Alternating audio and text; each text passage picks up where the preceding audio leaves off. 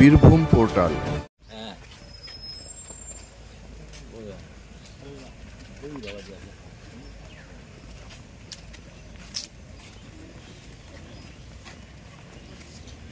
বীরভূম জেলা তৃণমূল সভাপতি অনুব্রত মণ্ডল রবিবার জয়দেবে বিল্লমঙ্গল গ্রামে অবস্থিত সোহম বাবার আশ্রমে সফর করেন।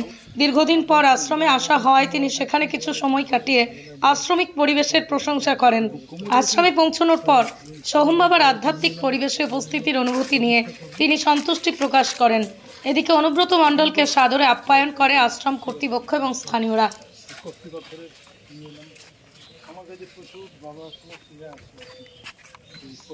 এখনো তো পাওয়া যায় না, বহু পুরনো গজসিংজি দিয়েছেন, রাজা যোধপুরের রাজা দিয়েছেন আমাকে। আমার এটা একটা আছে 9 ফুটের, একটা আছে 27 ফুটের আছে। বাবা কী কী লাগিয়ে যায় সবজি? বাবা এখানে তো সবজি সেরকম কিছু লাগানো হয়নি, ওই ওরাই যা চাষবাস করে যা আজকে হয়েছে।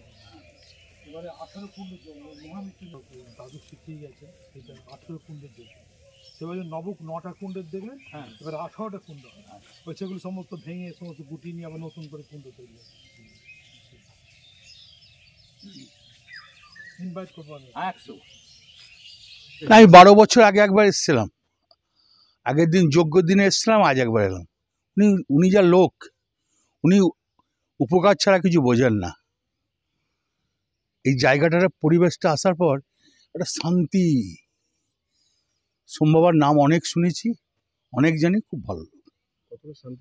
অনেক শান্তি, সে বলা যাবে না, সবটাই শান্তি। আপনি শান্তি পান নাই? তবে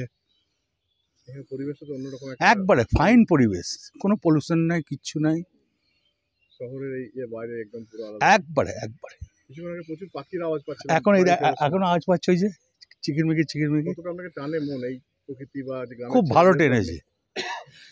আমি ভালোবাসি, আমি আসবো মাঝে মাঝে, আসছি।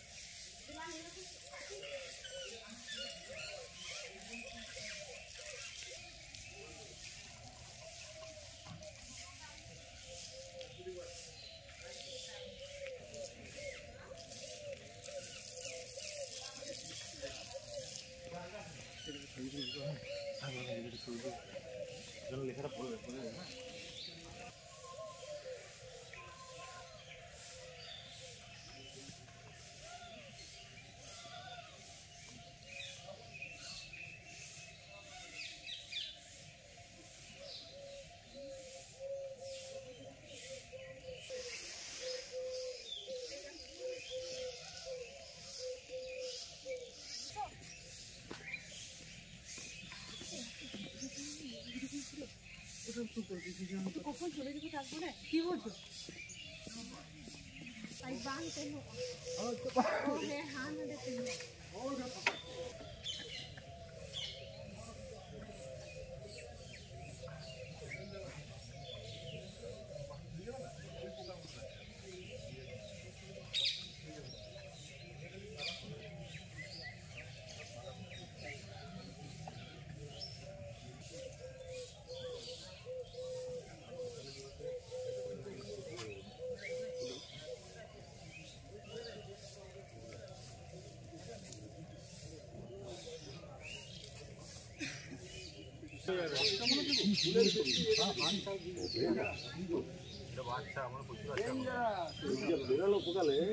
কেমন হবে আধা ঘন্টা